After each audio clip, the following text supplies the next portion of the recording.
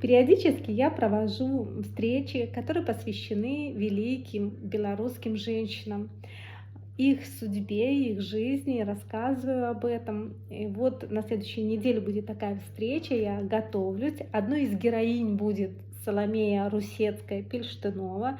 Это женщина-врач, она окулистка. И она же написала книгу, это ее мемуары ее жизни, называются «Авантуры моего життя».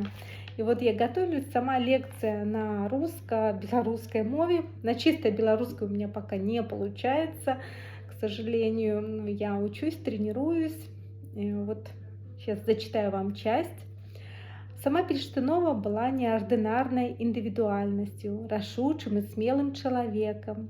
Яе духовны свет даволі багаты, а пачуцці тонкія.